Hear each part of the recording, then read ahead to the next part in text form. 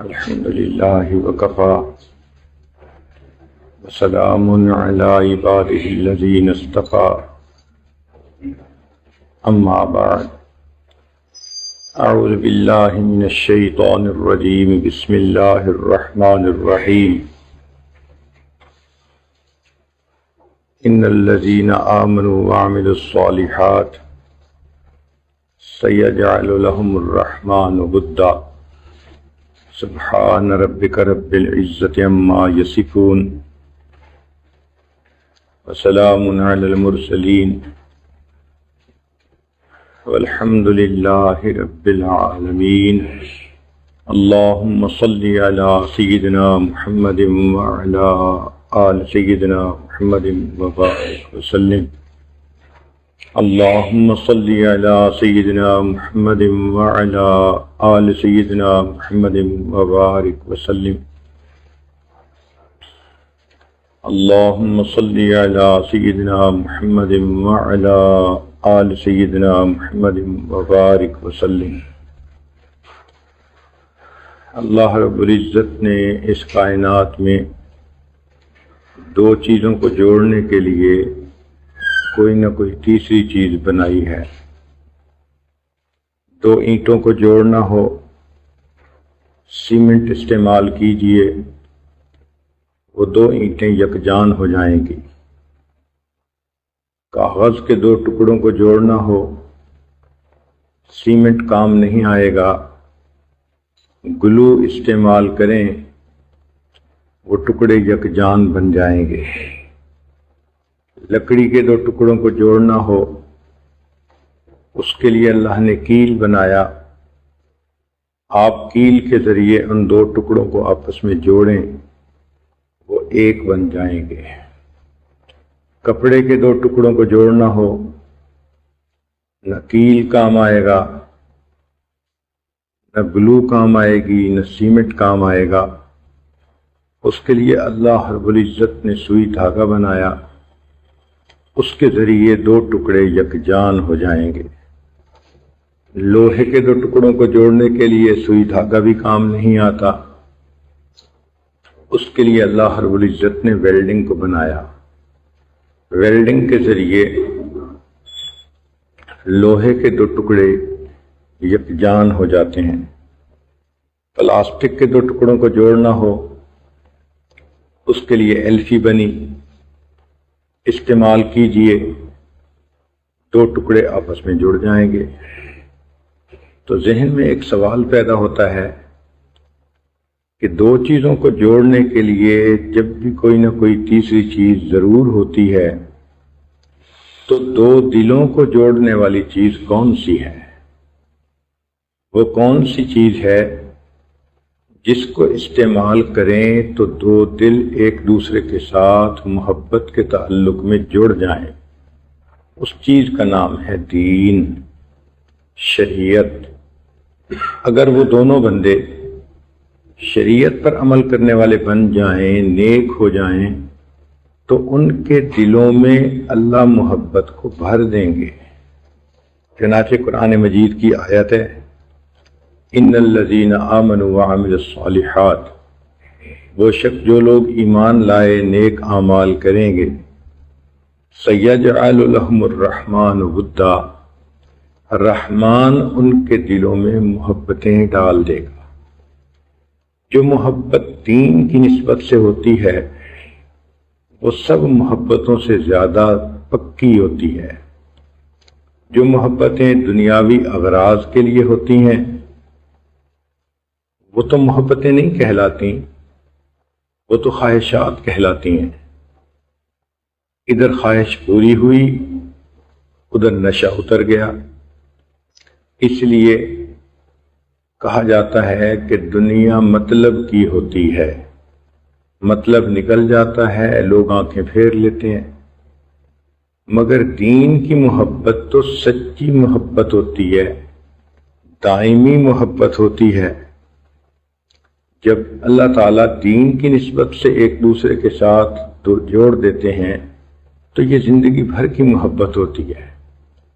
اس کی مثال صحابہ رضی اللہ تعالی عنہم کی زندگیاں آپس میں اتنی محبتیں تھیں، ایک کا غم دوسرے کا غم، ایک کی خوشی دوسرے کی خوشی، ایک دوسرے کے ساتھ اس طرح رہتے تھے کہ اللہ رب العزت نے قرآن مجید میں فرمایا رحماء بینہم، وہ تو ایک دوسرے کے ساتھ بہت رحیم و کریم ہیں۔ اللہ رب العزت قرآن مجید میں فرماتے ہیں، اے میرے پیارے حبیب صلی اللہ علیہ وسلم، لو انفقت ما فی الارض جمیعا ما الفت بین قلوبہم، آپ زمین کے سارے خزانے خرچ کر دیتے، آپ ان کے دلوں میں محبتیں نہیں ڈال سکتے تھے، ولیکن اللہ الف بینہم، ان کے دلوں میں تو اللہ نے محبتیں ڈالی ہیں۔ اللہ تعالیٰ ان لوگوں سے خوش ہوتے ہیں جو محبت کے نمونے بن کر رہتے ہیں، وہ اللہ سے بھی محبت کرتے ہیں اور اس کی فرما برداری کرتے ہیں، اور اللہ کے بندوں سے اللہ کے لیے محبت کرتے ہیں۔ چنانچہ ابراہیم ادم رحمۃ اللہ علیہ کا واقعہ ہے، ایک رات آنکھ کھلی تو دیکھتے ہیں کہ کوئی فرشتہ ہے اور روشنی ہے کمرے میں، اور وہ بیٹھا ہوا کچھ لکھ رہا ہے۔ انہوں نے پوچھا کیا لکھ رہے ہو؟ اس نے جواب دیا کہ ان لوگوں کے نام لکھ رہا ہوں جو اللہ سے محبت کرتے ہیں۔ تو ابراہیم ادم نے کہا کہ بھئی میرا نام دیکھو لسٹ میں ہے یا نہیں۔ اس نے کہا تم بادشاہ ہو، تم دنیا دار بندے ہو، تمہارا اللہ کے چاہنے والوں میں کہاں سے نام آ گیا؟ چنانچہ پوری فہرست دیکھی تو ان کا نام نہیں تھا۔ تو ابراہیم ادم رحمۃ اللہ علیہ نے اسے کہا کہ اچھا، اگر اللہ کے چاہنے والوں میں میرا نام نہیں تو میرا نام اس فہرست میں لکھ لو جو اللہ کے بندوں سے محبت کرتے ہیں۔ چنانچہ اس نے وہ نام لکھ لیا۔ اللہ کی شان دیکھیں کہ کچھ عرصے کے بعد پھر خواب آیا، دیکھا کہ وہی بندہ کوئی لکھ رہا ہے۔ پوچھا کیا لکھ رہے ہو؟ اس نے کہا کہ ان لوگوں کے نام لکھ رہا ہوں جن سے اللہ رب العزت محبت کرتے ہیں، کہ میرا نام ہے؟ تو اس نے دکھایا کہ سب سے اوپر ابراہیم ادم کا نام لکھا ہوا تھا۔ وہ کہ جو بندہ اللہ کے بندوں سے دین کی نسبت سے محبت کرتا ہے، پھر اللہ تعالیٰ اس بندے سے محبت فرماتے ہیں۔ تو دین یہ چاہتا ہے کہ ہم نے مل جل کر زندگی گزارنی ہے، ہم اچھے اخلاق سے زندگی گزاریں، ہمارے اندر ایثار ہو، ہمدردی ہو، عفو درگزر ہو، ایک دوسرے کے لیے محبتیں ہوں۔ کئی مرتبہ جب دینداری نہیں ہوتی تو پھر طبیعتوں کے اندر نفرتیں، عداوتیں، دشمنیاں، غصے اور یہ چیزیں آ جاتی ہیں، اور یہ چیزیں اللہ رب العزت کو ناپسند ہیں۔ لہذا ہمیں چاہیے کہ گھر کے اچھے فرد بن کر رہیں، معاشرے کے اچھے فرد بن کر رہیں، ایک اچھے مسلمان بن کر رہیں، اپنی طرف سے دوسروں کو راحت پہنچائیں، اپنی طرف سے اللہ کے بندوں کے لیے راحت جان بنیں، دوسروں کے دل سے دعائیں نکل رہی ہوں، ان کے ساتھ اتنا اچھا اخلاق کا برتاؤ کریں، یوں سمجھیں کہ دوسروں کے دل جیت لیں۔ اس لیے کہ کسی مسلمان کے دل کو خوش کرنا اللہ تعالیٰ کو بہت پسند ہے۔ عبداللہ ابن مبارک رحمۃ اللہ علیہ کا واقعہ ہے کہ ایک شخص نے ان سے 700 دینار مانگے، انہوں نے 7000 دینے کا حکم دیا۔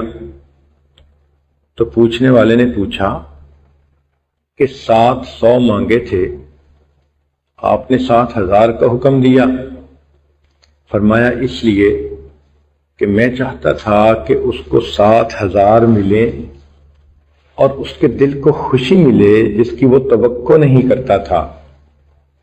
اور یہ جو کسی مسلمان کے دل کو اچانک خوشی پہنچانی ہوتی ہے، یہ اللہ تعالیٰ کو اتنی پسند ہے کہ اس عمل پر اللہ تعالیٰ بندے کی زندگی کے پچھلے سب گناہوں کو معاف کر دیتے ہیں. اب ذرا سوچئے کہ کسی کے دل کو خوش کرنا جس بات کی اس کو توقع نہ ہو، اس پر اللہ تعالیٰ کتنے خوش ہوتے ہیں. تو ہم اپنے گھروں میں رہتے ہوئے عورتیں اپنے خاوند کا دل خوش کریں، والد کا دل خوش کریں، بھائی کا دل خوش کریں، بیٹے کا دل خوش کریں، بیٹیوں کا دل خوش کریں. ماحول کے اندر رہتے ہوئے اللہ کے بندوں اور بندیوں کے لیے خوشیوں کا سبب بن کر رہیں.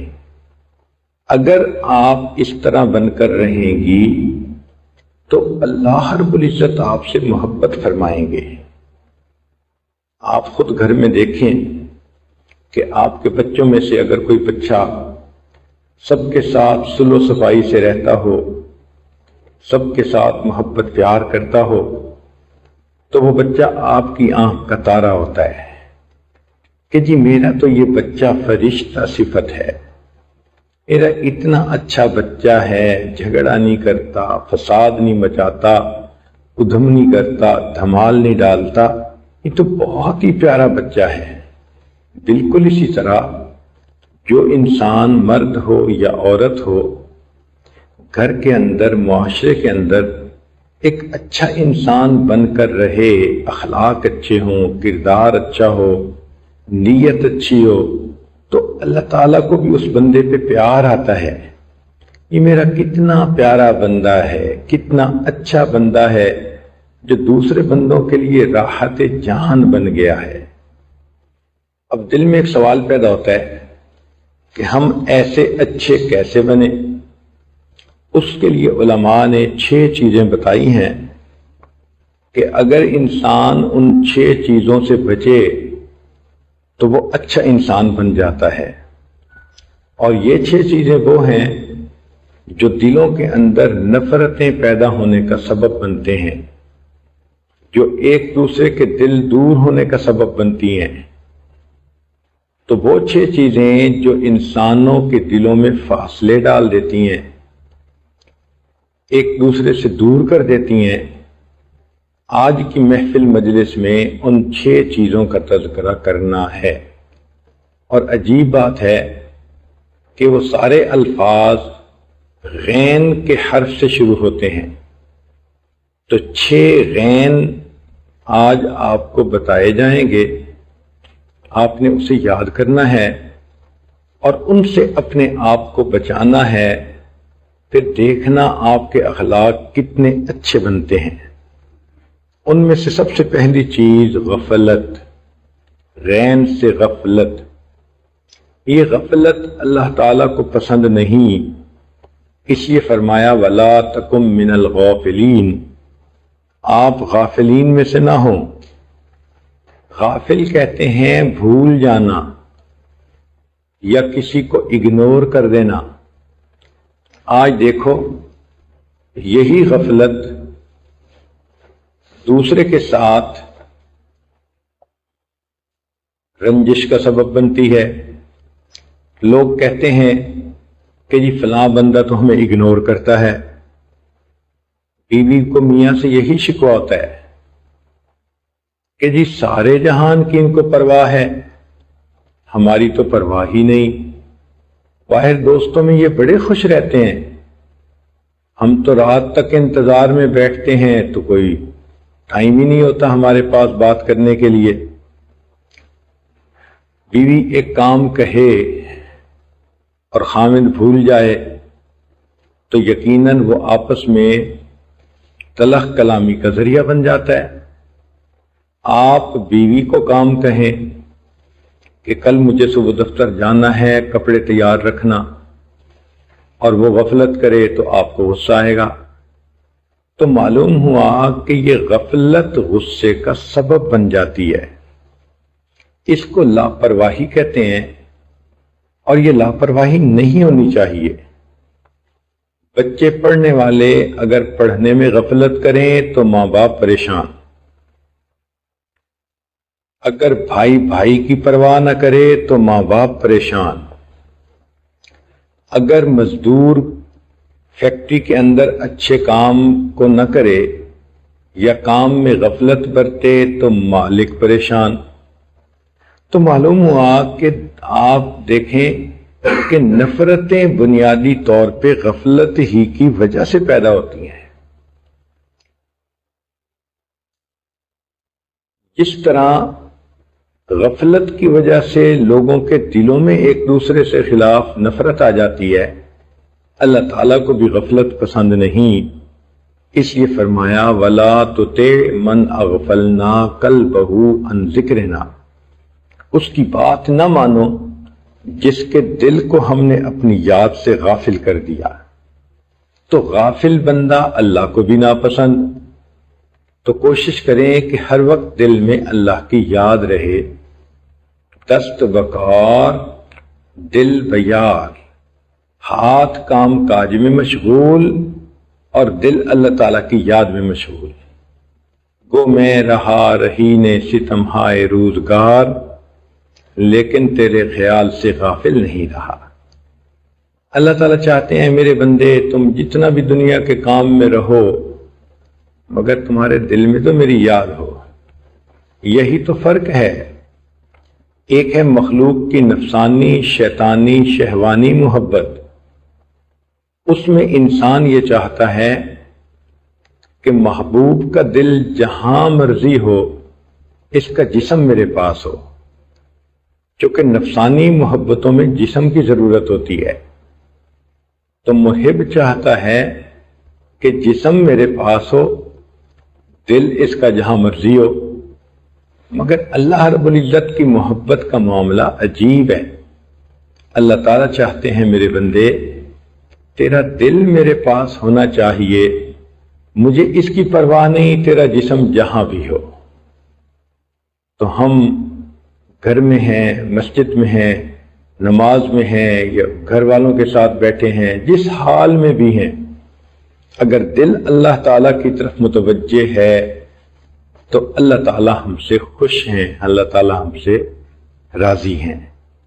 کتنے لوگ ایسے گزرے بازار کے ماحول میں بیٹھتے تھے، ایک لمحہ بھی اللہ سے غافل نہیں ہوتے تھے۔ شیخ شہاب الدین سہروردی رحمۃ اللہ علیہ نے لکھا ہے کہ میں ایک مرتبہ بازار سے گزر رہا تھا، میں نے ایک نوجوان بچے کو دیکھا، اس کے گرد گاہکوں کا ہجوم تھا۔ میں نے اس کے دل کی طرف دیکھا تو اس کا دل ایک لمحہ بھی اللہ سے غافل نہیں ہو رہا تھا۔ تو گاہکوں کے جرمٹ میں بیٹھ کر اللہ والے اللہ کو یاد کر لیتے ہیں، اور اگر یاد کرنے کی محنت نہ کی جائے تو عورت گھر میں اکیلی بھی ہوتی ہے پھر بھی اللہ یاد نہیں آتا۔ تو یہ غفلت ہمارے لیے نقصان کا سبب بنتی ہے، دین کا نقصان ہو یا دنیا کا نقصان ہو۔ تو آپ دل میں یہ بات بٹھا لیں کہ میں نے کاموں میں بھی غفلت نہیں کرنی، عبادت میں بھی غفلت نہیں کرنی، ذکر میں بھی غفلت نہیں کرنی۔ وَلَا تَكُن مِّنَ الْغَافِلِينَ، اللہ نے فرما دیا کہ تم غفلت کرنے والوں میں سے نہ بنو۔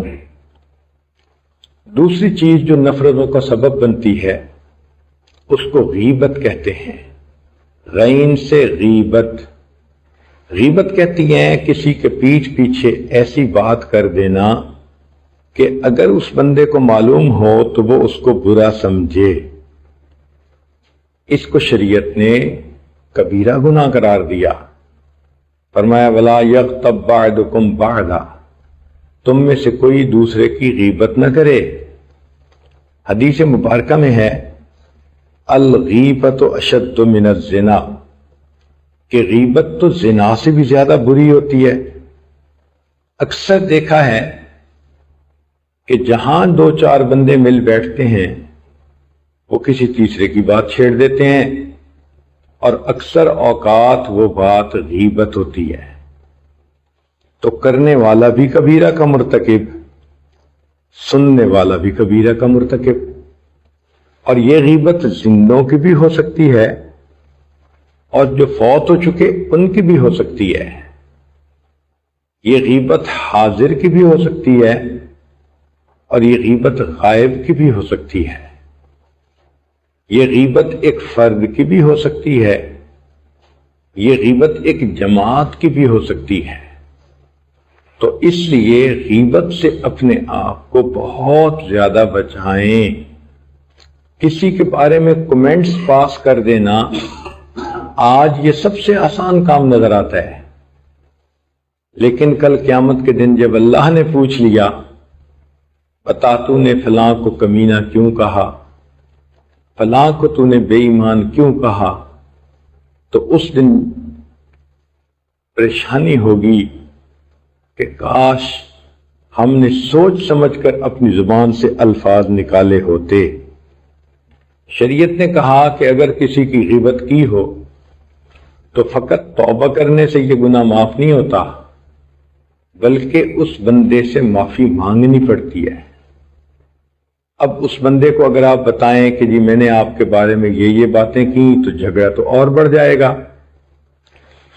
تو شریعت نے اس کا حل بتایا کہ اگر آپ نے کسی کی غیبت کی ہے تو بس اس سے یوں کہیں کہ جی آپ کے تو میرے اوپر بہت حقوق ہیں اور میں تو ادا نہیں کر سکی، آپ مجھے اللہ کے لیے معاف کر دیں۔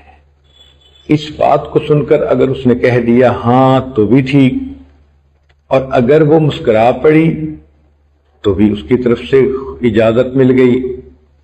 دنیا میں معافی مانگنا آسان، قیامت کے دن اس کا حساب دینا مشکل کام۔ چونکہ حدیث مبارکہ میں ہے کہ جس بندے نے کسی کی غیبت کی ہوگی تو قیامت کے دن اس بندے کو اجازت دی جائے گی کہ تم اس غیبت کرنے والے کے نام اعمال میں سے جتنی نیکیاں لے سکتے ہو لے لو۔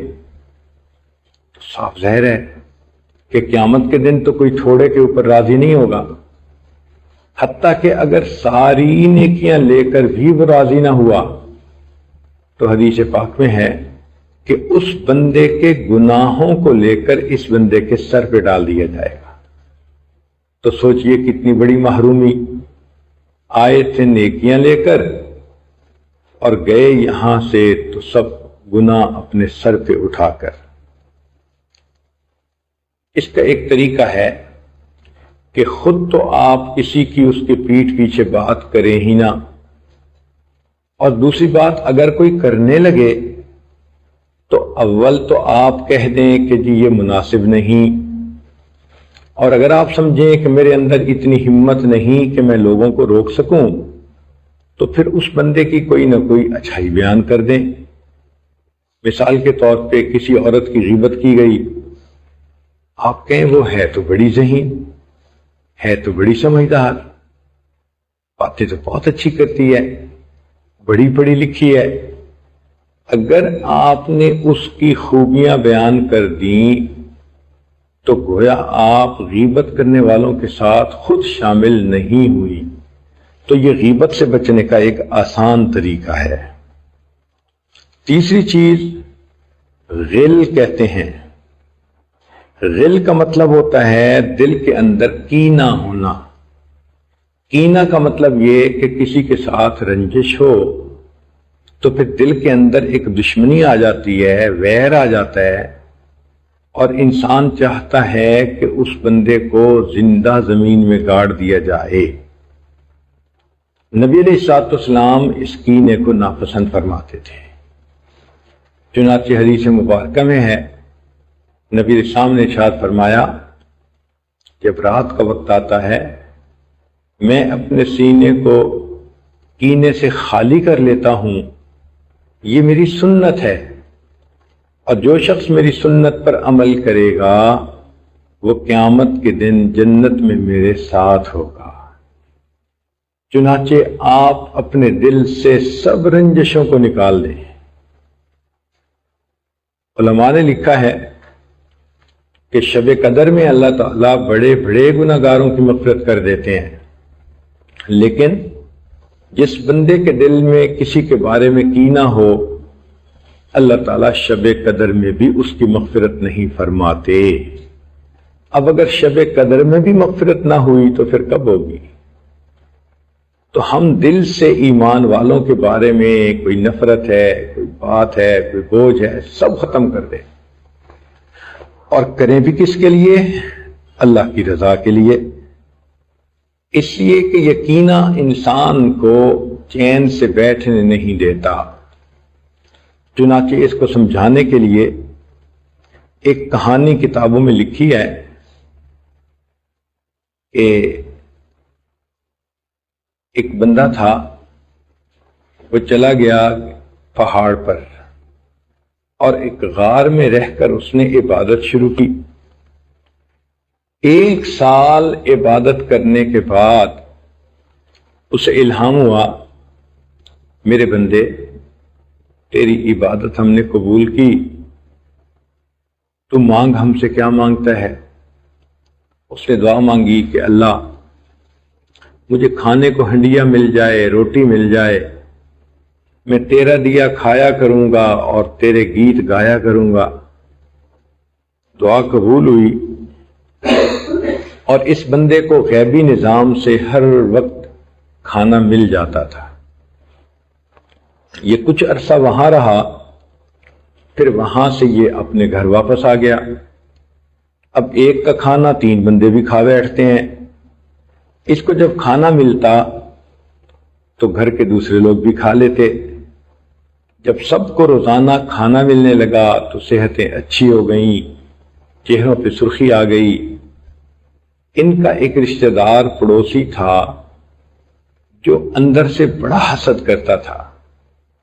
اس نے جب ان کی یہ حالت دیکھی تو وہ اس بزرگ کے پیچھے پڑ گیا، حضرت مجھے بھی بتائیں وہ کون سا عمل ہے کہ جس کی وجہ سے اللہ نے آپ کو یہ نعمت عطا کرنی شروع کی۔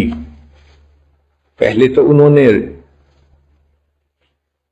کوشش کی کہ نہ بتاؤں، مگر ادھر سے اصرار ادھر سے انکار، ادھر سے اصرار ادھر سے انکار، بالآخر مجبور ہو کر انہوں نے بتا دیا کہ بھئی میں تو اس طرح جگیا تھا اور اللہ کے ہاں عبادت قبول ہوئی، اور اس طرح یہ ہنڈیا مجھے روز ملنے لگ گئی۔ یہ سن کر وہ بندہ بھی بستر اٹھایا اور اسی جگہ کے جا پر بیٹھ گیا، اور وہاں اس نے بھی تسبیح پھیرنی شروع کر دی۔ ذکر کرتے کرتے 1 سال اس کو بھی گزر گیا، تو 1 سال کے بعد اس کے دل میں الہام ہوا، میرے بندے تیری عبادت قبول ہوئی، مانگ تو کیا مانگتا ہے؟ اب اس نے جو مانگنے کے لیے ہاتھ اٹھائے تو اپنے لیے ہڈیاں نہیں مانگی، بلکہ یہ دعا کی کہ اللہ وہ جو میرے پڑوسی کو ہڈیاں ملتی ہے وہ بند ہو جائے۔ اس کو کینہ کہتے ہیں کہ انسان کو دوسرے کا اچھا نہیں لگتا، کسی کی بیٹی کا رشتہ اچھا ہو جائے، کسی کے بیٹے کا کام کاروبار چل جائے، تو جس کے دل میں کینہ ہو اسے اچھا نہیں لگتا یہ۔ تو اس سے بھی ہم اللہ کی پناہ مانگیں۔ چنانچہ ایک صحابی رضی اللہ تعالیٰ عنہ آ رہے تھے، نبی علیہ الصلوۃ والسلام نے دور سے دیکھا تو فرمایا کہ جنتی آ رہا ہے۔ ایک صحابی جو محفل میں بیٹھے ہوئے تھے انہوں نے یہ سنا تو ان کے دل میں شوق پیدا ہوا کہ میں آنے والے صحابی کی زندگی قریب سے تو دیکھوں، کون سی نیکی یہ کرتے ہیں کہ جس کی وجہ سے اللہ کے حبیب نے ان کو جنت کی بشارت دی۔ چنانچہ جب مجلس برخاست ہونے لگی تو یہ صحابی اس سے کہنے لگے، بھئی اجازت ہو تو میں 3 دن آپ کے گھر میں مہمان بن کے رہنا چاہتا ہوں۔ انہوں نے کہا جی بسم اللہ۔ چنانچہ یہ صحابی ان کے گھر آ کر مہمان بنے اور دن رات ان کے اعمال کا جائزہ لیتے رہے، لیکن یہ اس نتیجے پر پہنچے کہ اس صحابی کے معمولات وہی ہیں جو باقی حضرات کے ہیں، کوئی انوکھا عمل تو مجھے نظر نہیں آیا۔ تو اس پر انہوں نے پوچھ لیا صاحب خانہ سے کہ جی آپ کے بارے میں نبی علیہ الصلوۃ والسلام نے یہ فرمایا یہ جنتی ہے، تو مجھے شوق ہوا کہ میں پوچھوں تو صحیح، دیکھوں تو صحیح کہ کون سا عمل کرتے ہیں۔ 3 دن رات آپ کے گھر مہمان رہنے کے باوجود مجھے آپ کا کوئی خاص عمل نظر تو نہیں آیا، آپ ہی بتا دیجئے۔ جب انہوں نے پوچھا تو پھر اس شخص نے بتایا کہ دیکھیں میری عادت ہے، رات کو جب میں بستر پہ لیٹنے کے لیے تیار ہوتا ہوں تو اس وقت میرے دل میں جتنا بھی لوگوں کے خلاف دل میں بات ہوتی ہے میں سب مٹا دیتا ہوں، بھلا دیتا ہوں، اور میں سینہ بے کینہ لے کر سوتا ہوں۔ شاید اس عمل کی وجہ سے مجھے نبی علیہ السلام نے جنت کی بشارت عطا فرمائی۔ تو آپ بھی یہ عادت بنا لیں۔ ساس کے بارے میں رنجش ہے، بہو کے بارے میں ہے، بیوی کے بارے میں، خامن کے بارے میں، بہن کے بارے میں، کسی کے بارے میں بھی ہے، نند کے بارے میں ہے، اللہ کے لیے معاف کر دیا کریں۔ جب آپ اللہ کے لیے معاف کریں گی تو دیکھیں گی آپ کو سینے کے اندر ایک ٹھنڈک محسوس ہوگی، ایمان کی حلاوت، ایمان کی مٹھاس نصیب ہوگی۔ ورنہ تو جس کے دل میں دشمنی ہو وہ تو اس کا برا ہی چاہتا ہے جیسے بھی ہو سکے۔ کہتے ہیں کہ ایک آدمی کو دوسرے سے کینہ تھا،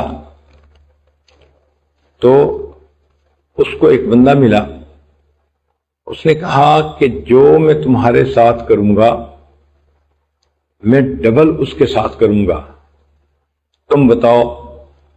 تو یہ ایک شخص کہنے لگا کہ تم میری ایک آنکھ پھوڑ دو۔ اس نے کہا کیوں، تمہیں آنکھ پیاری نہیں ہے؟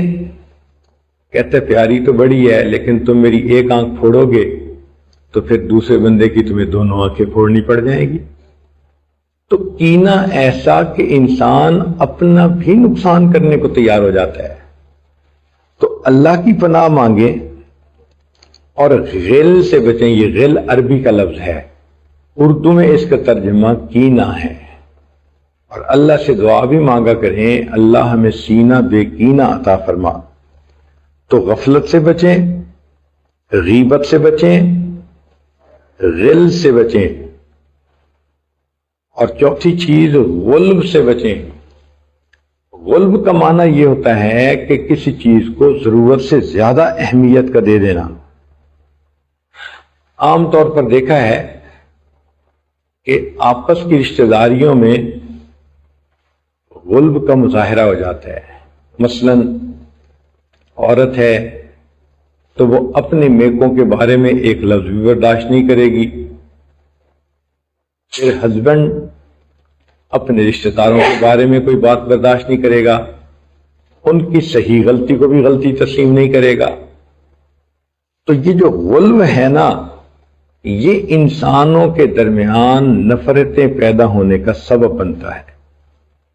اس غلب سے بچنے کی ضرورت ہے تاکہ دلوں میں ایک دوسرے سے جدائی نہ آئے۔ 5ویں چیز جو دلوں کو ایک دوسرے سے دور کر دیتی ہے اس کا نام ہے غرور۔ غرور کا مطلب تکبر یا عجب سمجھ لیجئے۔ اگر بندے کو اپنے حسن پہ غرور ہو، مال و دولت پہ غرور ہو، تعلیم پہ غرور ہو، تو وہ بندہ اپنے اعمال اسی دنیا میں ضائع کر بیٹھتا ہے، جو کہ حدیث پاک میں ہے لا يدخل الجنہ، جنت میں داخل نہیں ہو سکتا من کان فی قلبہ مثقال ذرۃ من کبر، کہ جس بندے کے دل میں ذرہ کے برابر بھی تکبر ہوگا۔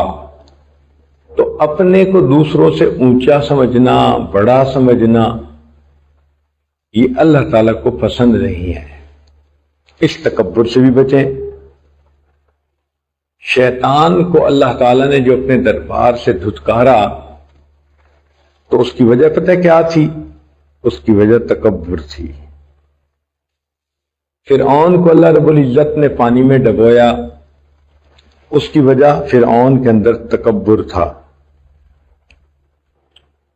جو بندہ اللہ کے لیے عاجزی اختیار کرتا ہے اللہ تعالیٰ اس کی شان کو بلند فرماتے ہیں۔ ارشاد فرمایا من تواضع للہ رفعہ اللہ، جو اللہ کے لیے تواضع اختیار کرتا ہے اللہ اس کو بڑا بنا دیتے ہیں۔ تو اس تکبر سے، میں سے بچنے کی ضرورت ہے۔ مال پہ غرور کرنا، حسن و جمال پہ غرور کرنا، یہ ڈھلتی چھاؤں پہ غرور کرنے کی مانند ہے۔ تو اس لیے انسان اپنے آپ کو تکبر سے بچائے۔ وَإِعْجَابُ الْمَرْءِ بِنَفْسِهِ، شریعت نے کہا کہ جس بندے کے اندر عجب ہو، یہ عجب اس کو جہنم میں لے جانے کا سبب بنے گا۔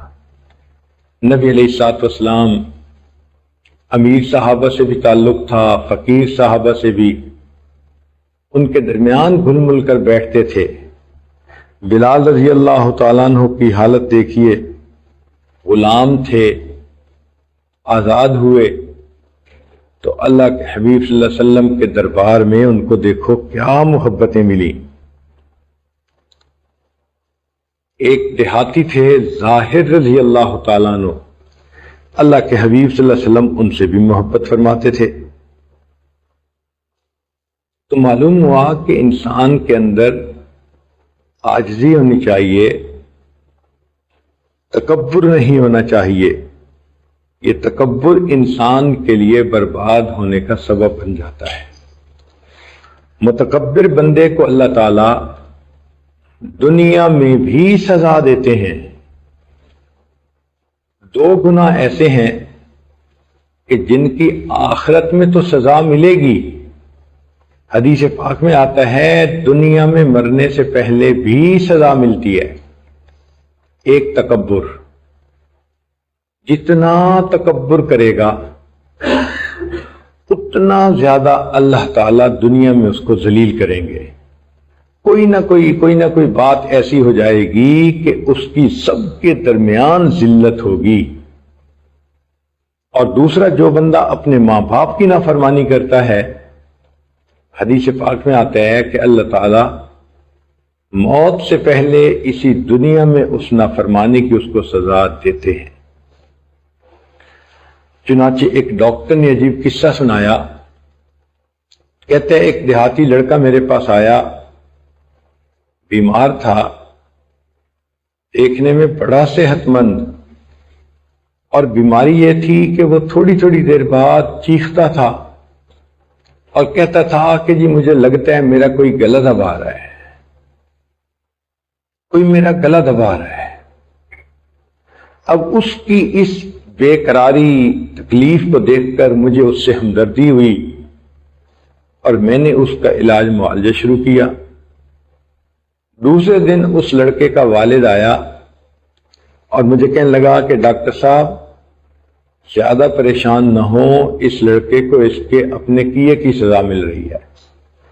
تو میں نے پوچھا کیا؟ کہنے لگا کہ اس لڑکے نے من پسند کی لڑکی سے شادی کی، ماں اس کو سمجھانے کے لیے کوئی لفظ بولتی تھی تو یہ اپنی امی کو کہتا تھا خبردار تو نے زبان کھولی میں تیرا گلا دبا دوں گا۔ یہ اپنی ماں کو یہ الفاظ کہتا تھا، اللہ نے اسی دنیا میں اس کی پکڑ کی، اس کو ایسی بیماری لگی کہ یہ چیختا ہے کہ کوئی میرا گلا دبا رہا ہے، اور واقعی اس کا گلا گھٹ رہا ہوتا ہے۔ تو ماں باپ کی نافرمانی کی سزا دنیا میں بھی انسان کو ملتی ہے، اسی طرح تکبر کی سزا آخرت میں تو ملے گی ہی صحیح، اللہ تعالیٰ دنیا میں بھی عطا فرما دیتے ہیں۔ تو انسان اپنے اندر ہمبلنس پیدا کرے، عاجزی پیدا کرے، اور تکبر سے بچے۔ تو 5 باتیں ہو گئیں، غفلت سے بچیں، غیبت سے بچیں، غل سے بچیں، غلب سے بچیں اور غرور سے بچیں، اور چھٹی چیز ہے غصہ سے بچیں۔ یہ غصہ انسان کے لیے بہت نقصان دہ ہوتا ہے۔ اکثر انسان کا نقصان غصے کے سبب ہوتا ہے۔ غصے کی وجہ سے لوگ انسان سے نفرت کرنے لگ جاتے ہیں۔ چنانچہ اللہ تعالیٰ فرماتے ہیں کہ اے میرے حبیب صلی اللہ علیہ وسلم، آپ رحیم و کریم ہیں اور آپ کے صحابہ آپ پہ جان قربان کرنے کو تیار ہیں۔ اگر آپ سخت گیر ہوتے اور تیز مزاج کے ہوتے تو یہ آپ کے گرد سے سارے بھاگ جاتے۔ وَلَوْ كُنْتَ فَظًّا غَلِيظَ الْقَلْبِ لَانفَضُّوا مِنْ حَوْلِكَ۔ تو غصہ نہیں زیادہ کرنا چاہیے۔ اس لیے حدیث پاک میں نبی اسلام نے پوچھا کہ پہلوان کون ہے؟ تو بتایا گیا جی کہ جس میں طاقت زیادہ ہو۔ تو نبی اسلام نے فرمایا نہیں، بلکہ جو بندہ اپنے غصے پہ قابو پا لے وہ پہلوان ہوتا ہے۔ آپ ذرا غور کرنا، غصہ عام طور پر کمزوری کی علامت ہوتا ہے، لہذا صحت مند بننے کی بجائے بیمار کو غصہ جلدی آتا ہے۔ مرد کی نسبت عورت کو غصہ جلدی آ جاتا ہے۔ تو غصہ کمزوری کی علامت ہے۔ بوڑھوں کو جوانوں کی نسبت غصہ زیادہ آتا ہے۔ ہم نے تو بعض بوڑھوں کو دیکھا کہ ہوا کو گالیاں نکال رہے ہوتے ہیں۔ تو معلوم ہوا کہ غصہ کمزوری کی علامت ہے، اس لیے غصے میں انسان بڑا نقصان کر بیٹھتا ہے۔ ایک نوجوان آیا، کہنے لگا حضرت غلطی ہوئی، غصے میں نے بیوی کو طلاق دے دی۔ میں نے کہا بھائی مجھے ایک مثال بتاؤ کہ خوش ہو کر کسی نے اپنی بیوی کو طلاق دی ہو۔ طلاق دیتے تو غصے میں ہی ہیں، تو تم غصے میں آئے ہی کیوں؟ اس لیے بہترین انسان وہ ہے کہ جس کو غصہ کم آئے، اور آئے بھی تو جلدی رخصت ہو جائے۔ آج غصے کی وجہ سے چھوٹی چھوٹی باتوں کا بھی تنگڑ بن جاتا ہے۔ گھروں کے اندر پریشانیاں، میاں بیوی کے مسئلے، یہ سارے کے سارے غصے کی وجہ سے۔ غصے میں خاوند مہینہ مہینہ بیوی سے نہیں بولتا، کہیں بیوی ایک ایک مہینہ خاوند سے سیدھے منہ بات ہی نہیں کرتی۔ تو غصہ دونوں طرف سے برا ہے، چاہے خاوند کی طرف سے ہو چاہے بیوی کی طرف سے ہو۔ کوشش یہ کرنی چاہیے کہ اگر دوسرے کی غلطی بھی ہو تو اس کو معاف کر دیں۔ حدیث مبارکہ میں ہے کہ جو شخص دنیا میں دوسروں کی غلطی کو جلدی معاف کرے گا، اللہ تعالیٰ قیامت کے دن اس کی غلطیوں کو جلدی معاف فرما دیں گے۔ تو دیکھو کتنا بڑا اجر ملا اس کے اوپر کہ انسان اپنے غصے پہ قابو پا لے۔ اور غصہ انسان نکال بھی لے تو وقتی طور پہ تو انسان کو اچھا لگتا ہے، لیکن پھر ساری عمر وہ انسان کو پچھتاوا رہتا ہے۔ چنانچہ ایک صاحب آفیسر تھے، وہ اپنا واقعہ لکھتے ہیں، کہتے ہیں کہ مجھے ایک شہر سے دوسرے شہر ٹرین میں جانا تھا، تو میں نے ایک کلی کو سامان دیا اور کہا کہ مجھے ٹرین کے فلاں ڈبے میں پہنچا دو۔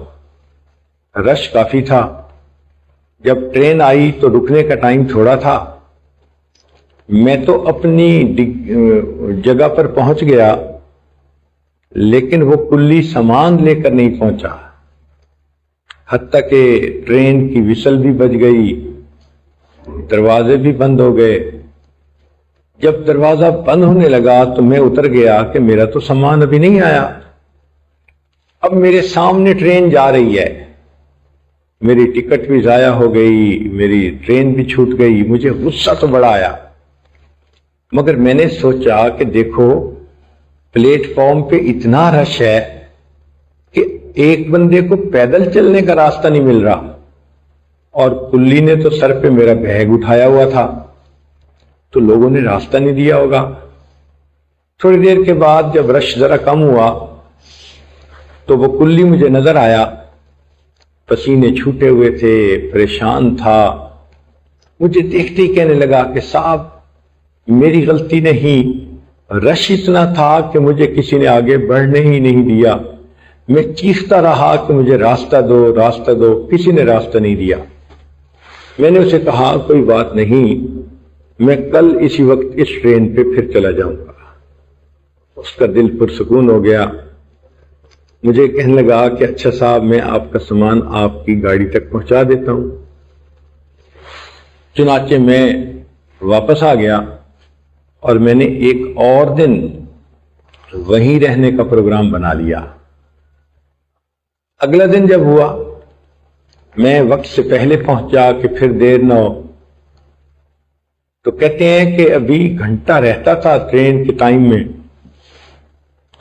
جب میں وہاں گیا تو میں نے دیکھا کہ وہی کل والا کلی میرے انتظار میں کھڑا ہوا تھا۔ مجھے دیکھا، اس نے سامان میرے ہاتھوں سے لے لیا اور اٹھا کر سامان اس نے پلیٹ فارم تک پہنچایا، اور پھر میں نے اسے پیسے دینے چاہے تو اس نے پیسے بھی نہیں لیے۔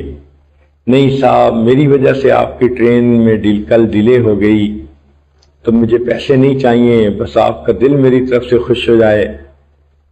وہ افسر کہتے ہیں کہ اس کے بعد جب ٹرین یعنی چلنے کا وقت آیا تو میں نے اس کی طرف دیکھا تو اس کی آنکھوں میں آنسو تھے۔ میں نے اپنی زندگی میں اتنی محبت سے کسی رشتہ دار کو بھی الوداع کرتے نہیں دیکھا جس محبت سے مجھے اس کلی نے الوداع کیا۔ کیا کہ وہ کلی سمجھتا تھا کہ اگر یہ کل غصہ کرتے تو جائز تھا۔ میں نے غصے کو برداشت کیا، وہ غصے کی تکلیف تو ختم ہو گئی۔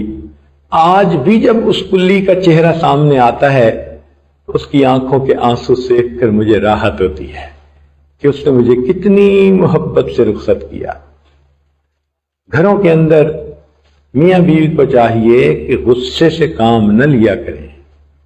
کئی دفعہ ماں بچوں پہ بے جا غصہ کرتی ہے، کئی دفعہ خاوند بیوی پہ بے جا غصہ کرتا ہے، کئی جگہ ساس صاحبہ غصہ کرتی ہیں۔